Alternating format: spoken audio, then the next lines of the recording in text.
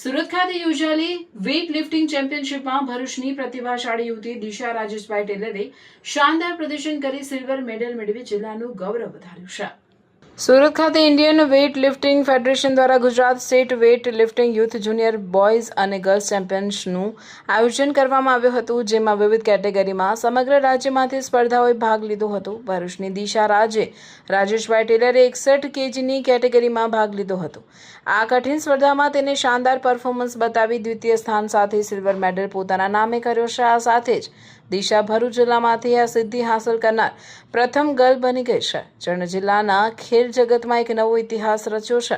તેમની આ અદ્ભુત સફળતાથી ભરૂચ જિલ્લામાં અને તેમના પરિવાર સહિત રમત પ્રેમીઓમાં ખુશીનો માહોલ છવાઈ ગયો છે.